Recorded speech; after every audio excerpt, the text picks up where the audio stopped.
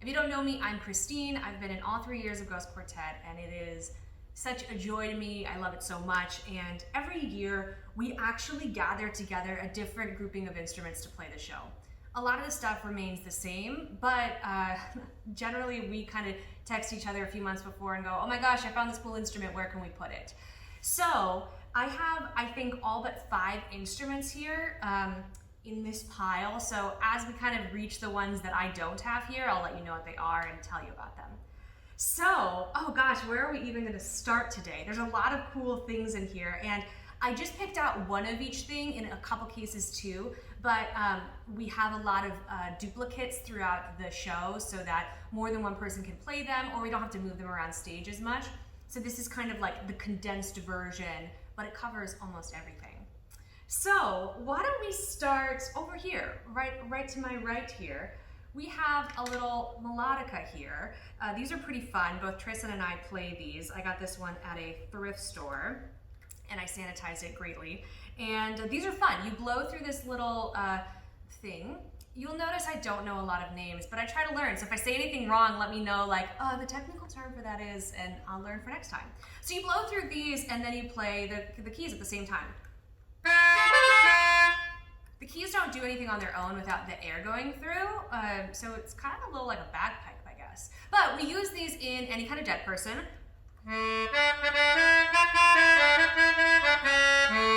We solo with them. We also use them in a couple other tunes, like I think Hero. Tristan does some really cool, like quiet, suspended notes throughout that give it kind of a little bit of a woodwind feel. So these are pretty fun, and I think they're really cool when you pull them out.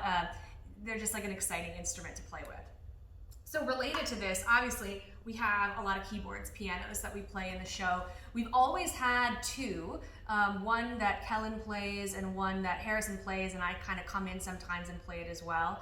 But we've also played with maybe using an organ in the show, but it's never worked out up till now. That was one of the rejected instruments. So let's see, over here, we've got my auto harp. I got this one from, I think, a Play It Again Music, and there's some stuff jiggling in here a little bit. These are gonna be pretty out of tune. I haven't tuned them since last year. I use a harp tuner to tune each of these pegs, so it's kind of a long process, but it makes a cool kind of spooky sound. And we kind of press on a button here. All right, now I'm pressing on F major, and I get the chord, which is fun. You can also pluck specific notes. Right, kind of fun. So we've used these for what we call spookies. I'll tell you some of the other spookies we use. This is when something really creepy is happening in the show, and we try to show that with weird music. So sometimes we use some of that to create the creepiness, but we also use it in things like Bad Men. We have these like bum, bum, bum, bum, bum, bum, bum, bum. It's a pretty quiet instrument in the folds, but it's still pretty fun, and it kind of creates a cool vibe. It's also metaphorically been a baby in the show before. I think early on when Rose thinks about where her child is, she's holding the auto harp, which is beautiful. So that's our beautiful little auto harp. Let's see, over here we have got a Glockenspiel. It's this little tiny guy, and it creates kind of this cute sound. We use it in Hero, Star Child, all sorts of stuff. Now this relates to one of the instruments we don't have here, which is Vibraphone. That was a new instrument last year that we rented from Eric Shea, who does a lot of our percussion in our shows. It's kind of a big, long instrument with aluminum strips, oh gosh, aluminum pieces of metal that you hit just like this, and you make a sound. But they also have these big tubes, resonators underneath them. So this was an instrument that's really big. You wouldn't have missed it on stage, but we don't own it, we rent it. So we use this cute little guy, and we have a mini version of it as well that kind of hops around stage. So it's pretty cute. Now, over here, this is one of our weirdest instruments, another thrift find. This is called a violin ukulele. Now, these were sold in the 30s. I wonder if this still has a date on it. Guaranteed for 5 years. $28.50. That's how much it was bought for in the 30s. These were sold by traveling salesmen at like your door. And another instrument that was in this family of traveling salespeople selling instruments was actually the auto harp. So in a time when, you know, people who weren't as wealthy couldn't own a piano to play music at night, and what else is there to do at night? And so traveling salesmen would go around and sell these instruments to be like, you too can play all your favorite songs with your family, and this is one of them. So it's a pretty weird instrument. It has these 4 chords along this side here. Oh gosh, it's so out of tune. We didn't tune it for the show, and I'll explain why. But it also has these side strings and this probably almost 100-year-old bow that you can actually make a sound with. It's pretty weird, but it works chromatically up and down. So, you know, practically speaking, I don't know how you play this instrument and do both the ukulele part and the violin part. It's kind of a lost instrument. If you look up a lot about it, probably find them online, but not many people are like, this is my instrument. I play this for a living. We used it for creepies. So, ooh, it's really juicy, you know? A lot of, ooh, it's really creepy. So like when the train is coming in the end of the show, or just anytime something creepy is happening, just add that on top of it and it gets really eerie. So this was used a lot this year, even though I tried desperately to tune it and I think it needs all new strings and everything, and I was like, that's not worth it. So creepies, that's what it became. Moving on over here, this beautiful accordion. Oh my gosh, this was donated to us actually. It's a gorgeous accordion, and a young woman said, oh, my dad got this accordion. It's from the 1950s. It's in really mint condition, but it's too small for him. Now, this accordion, it's huge, and it's really heavy too.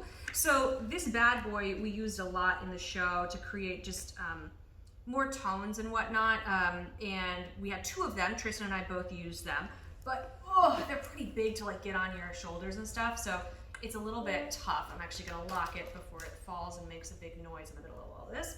So this is a really beautiful instrument. We've used it in a couple shows, and you know, it's just amazing what people donate to the theater, and we so appreciate that because we really find a place for everything. So if you have any old instruments that you're like, what do I do with this thing? We will find a place for it in a show, I promise.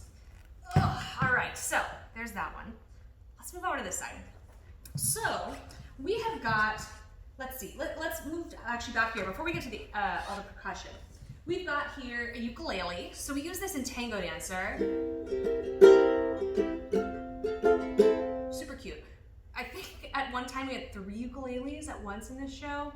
I don't even remember at this point, but we have a lot of ukuleles. We pull them out periodically, but it really leads Tango Dancer, which is a really beautiful piece that Quinn sings. And so I actually picked this one up 2 years ago because Anna in the first year actually played ukulele and sang the piece at the same time. And when she was moving away, it was like, all right, well, now's as good of time as any to learn how to play ukulele. So I bought this. I only learned how to play that song, and I played a little bit in C cabinet, but a lot of these instruments, I only know how to play them in the context of Ghost Quartet, but you know, learning a little bit all the time. So these are really fun. If you've ever been like, I want to pick up an instrument, but I'm intimidated, or I tried guitar and it was really challenging, I would really recommend the ukulele. It's only 4 strings versus 5. They are a little bit easier on your hands to reach things. I'm a pianist first in terms of my instruments, and I always found guitar very challenging, at least at first. So my hands had a hard time doing this stuff because we really have a different position for piano. And so ukulele, picking this up was hard. The callousing on the fingers, the strength, it is harder than it seems in some ways, but it's, I think, the most accessible way to open the door to these kinds of instruments.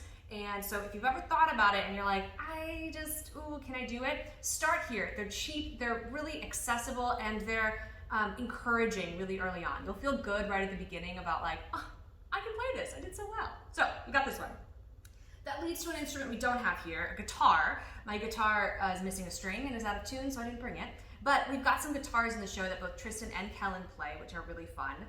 We use those all over the place, Soldier in a Rose, and in all these different places to accompany. They're both great instrumentalists. And then in addition, we've got Banjo, which Kellen plays in For Friends. It's so amazing. He's got these little talons that go on his fingers so he can pluck, and it's just really cool to see how he can play. So I don't have a banjo because that is his, but I do have a mandolin over here. So I picked this up in January, and I thought, I'm gonna learn how to play this thing. And I'm working on it, and I'm learning a lot all the time. Other people who play mandolin are Kellen. Quinn has played a little bit, because Quinn is a violinist, another instrument I don't have here. And the fingering for violin and mandolin is the same. There's a lot of differences, obviously, because it's a strumming instrument and picking and all this stuff, but there's sort of that commonality in it. So it's a double stringed instrument, so there's 2 strings for each note. 1, 2, so they play together and create a kind of different tone. So they're really fun, and I'm slowly picking it up, and they're really enjoyable. I found them more challenging because of the double strings, but also because the strings are metal, and the strings on at least my ukulele are plastic. And so the difference in strength and calluses needed for this versus this are vast. But in getting better at this, I've gotten better at this too, so it all works out. But this is a really fun instrument to pick up, but definitely more challenging in my opinion. So we use this in a couple different songs, I think most notably at the opening and closing. Kellen plays it in the opening as like one of the leading instruments in it, along with guitar, and then we play it at the beginning of Wind and Rain to close out the show, which is really fun. So let's move on to some of our percussion instruments. And before I forget, I think the last instrument I don't have, is a Kalimba, which is a thumb harp, thumb piano. And it is got these little tiny metal springs that you hit with your thumbs, and you can make a scale with them, and we used it in the photograph. So I don't have that, that's also Eric Shea's, and he lent it to us. So that one's not here. But we've got all these different instruments. Some of them we play, some of them we only hand out to the audience. A lot of them are both. A lot of them we do both with. So let's just jump right in. Let's see, here we've got a bunch of maracas. I got out 3 because they have really different colors to them. So color in music we call timbre, T-I-M-B-R-E, and that just kind of means the different vibe, the different tones that are created. So I'm gonna play each of these for you so you can kind of get a different color. Kind of got a deep hollow color in this one. Ooh, a lot lighter and higher. Yeah, very percussive. And then this one, a little bit lower, kind of a duller color. So these have such different sounds in them, and they create different tones for our show. We've used these before for Tango Dancer. You can create a really cool sort of rhythm with them. We give them out to the audience. They're a great accessible instrument. If you've ever been handed an instrument in Ghost Quartet and thought, oh my gosh, I can't play this, I promise it's all in good fun, and you don't have to play it at all. But just have fun. You won't ruin anything. I think people worry about, like, am I going to ruin the number if I do it wrong? You can't and you won't. Don't worry. We will lead us all forward, and it's really a group effort. So if you get one of these, you know, that's good enough. You don't have to do anything more, you know? So those are our maracas. I'm going to move stuff over here so I remember that I finished them. Here, this is a foot tambourine. So you actually put it right on your shoe here, like that. Isn't that cool? So if you're multitasking, which we are very often doing, you could have like this and like, I don't know, maracas in both hands, whatever you want. So we have a couple of these that we use. Oh, they are a little disruptive to get on and off though. It's not super graceful, but we got these. Related, we've got obviously normal tambourines. So we use these a lot in the show. We hand them out to audience members. This is one of those ones that you see and you're like, I know that one. That one I can do. So these are fun. We got this here, which I don't know what it actually is. I'm trying to look to see if it says. But it is a percussive kind of instrument. It's got these woven basket thing here, and then this sort of hollow, I think it might be bone or plastic on the top. So we've got kind of that basket sound here, and then that harder sound here. So Harrison uses this in Tango Dancer, and he does some really cool stuff with it, making some percussive sounds that I can't make. So this is fun. I have no idea what it's called. Let's see, we've got a rain stick here. This is from my childhood. Like, I got it when I was quite young. I lived in Tucson, so these are made out of old cactus arms. and they have beads inside. After the cactus dies, they're called ghosts, but they're like the skeleton of it, and they're sort of like a tree branch or something like that. And so you take this, you put a bunch of beads in, and you get a rain stick sound. So we have 2 of these. We use them in a couple songs, but these are fun to pass out as well because I think they just have a cool, mysterious vibe to them. Let's see. We've got some jingle bells. We do not use this in the show. We only pass it out because I think they're fun. Now here's the thing. If you get this, your instinct is going to be, do I hit someone with this? Like, what do I do with this? It's quite top heavy, so here's what you do. You turn it over, you grab this part here, and you hit the top. Ooh, it's so much easier than like, oh, it's very loud. So that's how you do it. If I see you do it, I'm going to know you saw this video, and I'm going to know you know. So take it this way.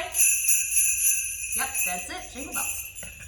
We've got a little triangle here. We use this in a couple of them.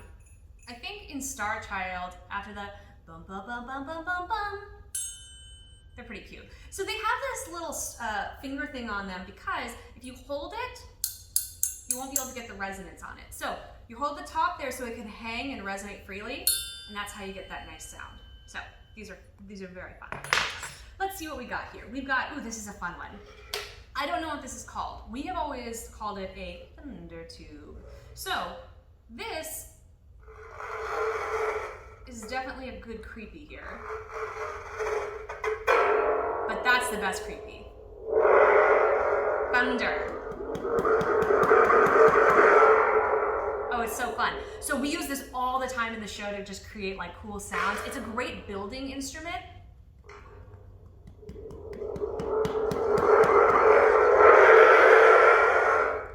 Sounds with it, but the challenge is we always have to create a little bed for it because otherwise if you try to set this down in a dramatic part of the show,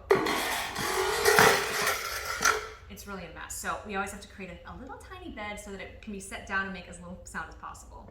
But if you get this one in a show, have fun. This is a really fun one to play with. All right. Whew. Okay, let's see.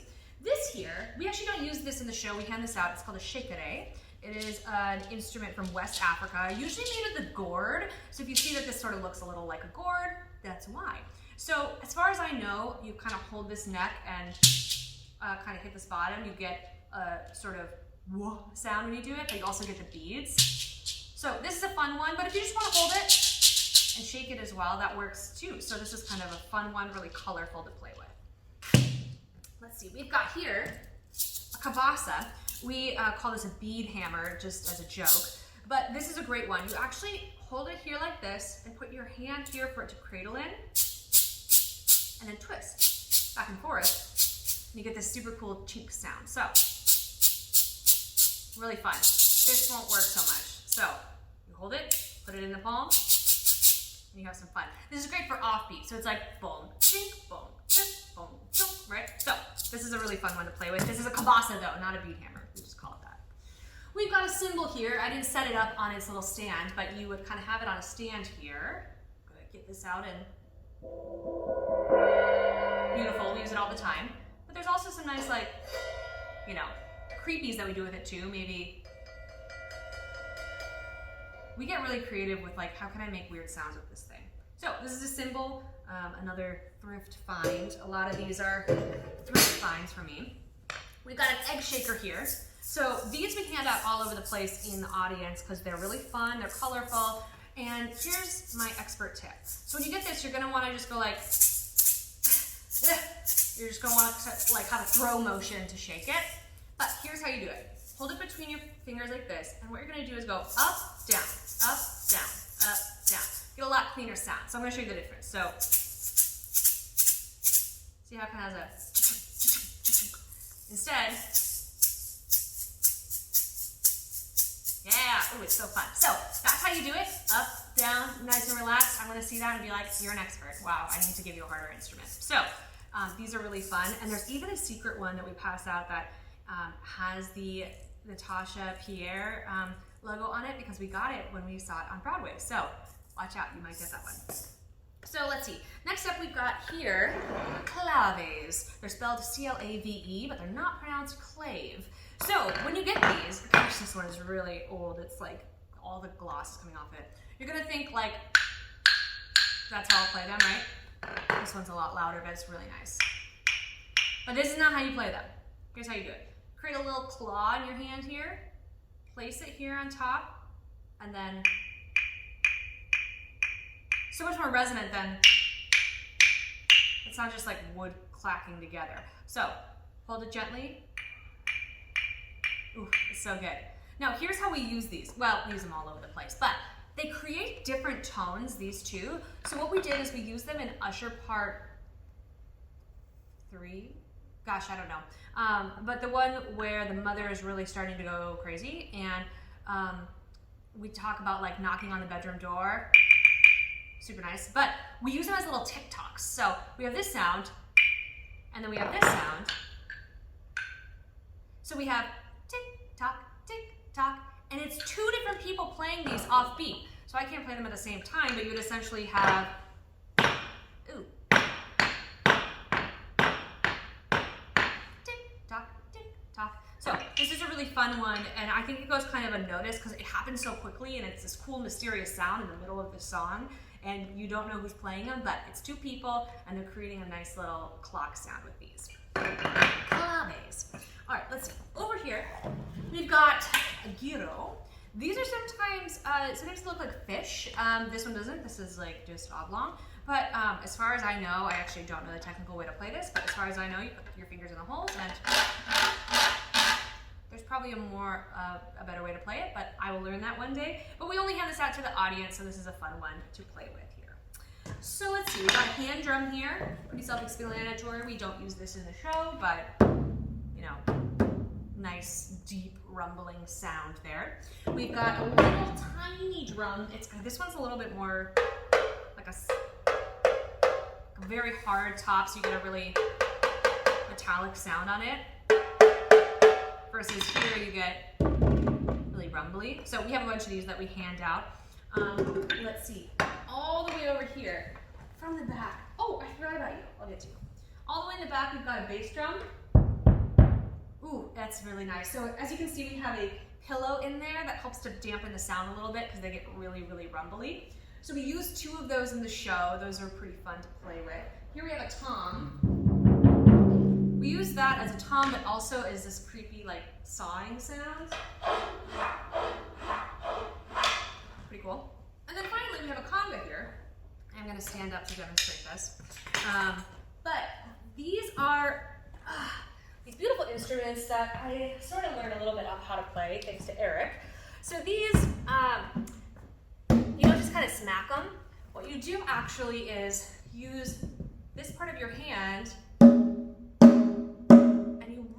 down pretty hard, and you get this great high percussive sound, and then you can also use the heel of your hand to get a much bigger sound in the middle. So the way we use this, let's see if I can do this kneeling.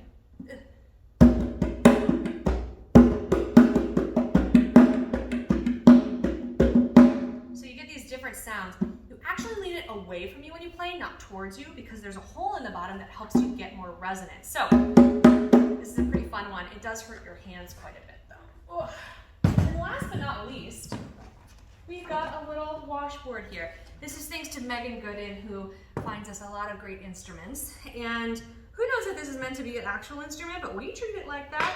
We have like used dog bowls as instruments, all sorts of stuff. So that's pretty loud. But I think we use like a smaller wooden one, but we use this in Four Friends. Boom, boom, boom, boom, boom, boom, boom, boom.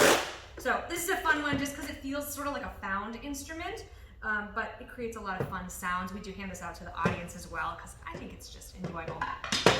So that's it. That's all the instruments we play. I think I remembered all 5 that aren't here.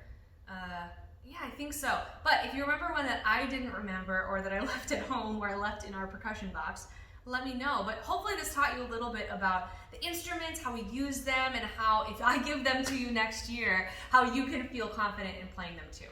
So happy October. Thanks for watching, and I'll see you next time.